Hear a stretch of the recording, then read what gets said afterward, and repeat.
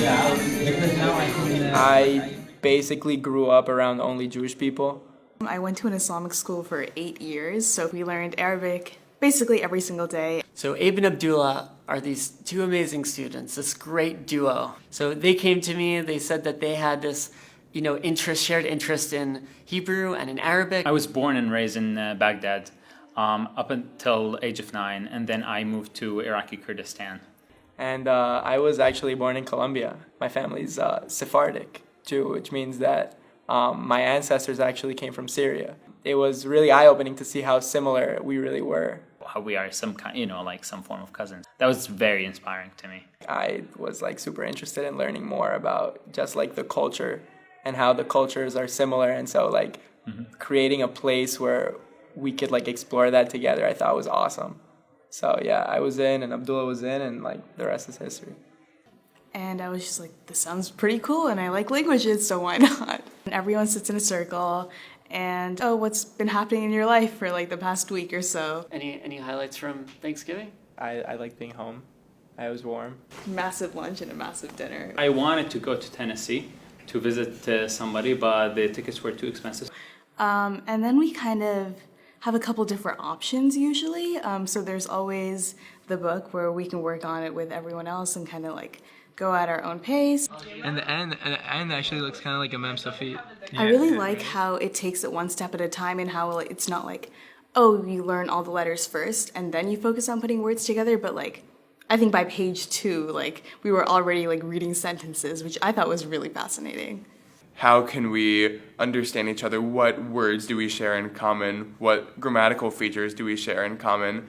And that continual realization has been the most amazing thing about Alphabet. One week we did talk about the Surah Al-Fatiha, which is the first chapter of the Quran. We've talked about the different gates of Jerusalem. So usually there are a couple different options, and people kind of float amongst what they want to do, and it's really great. It's very chill. It's a lot of fun. And then ilaha, illa hu. We didn't even get to it actually because we skipped it. So Hodaya, and on Thanksgiving it's customary to eat turkey. And for some reason the word for turkey in Hebrew is hodu. How do you say turkey in Turkey the country in Hebrew? Turkiya. Right? Turkiya. Yeah. Turkiya. And so Shukr is just now for thanks. Eid is the holiday or something like that.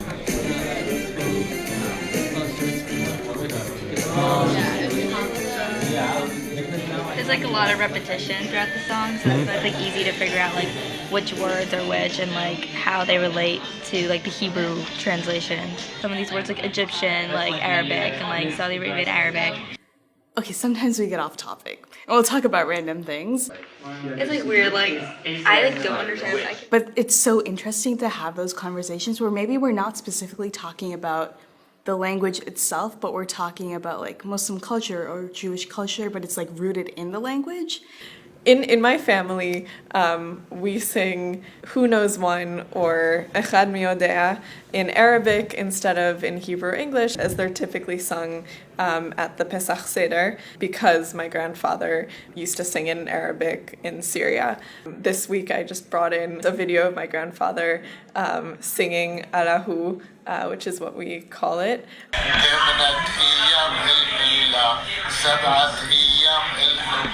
That's crazy. The accent is so...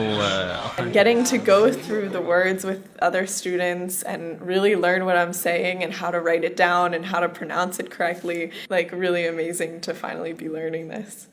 And to be in an environment where I'm meeting so many different people that come from so many different places, and we all share this common interest is awesome. People from so many backgrounds, especially at a place like Penn. This program kind of takes advantage of this opportunity. The great thing about it is that it's people that would never meet otherwise.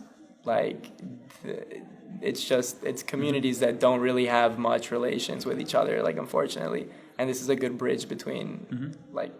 Yeah,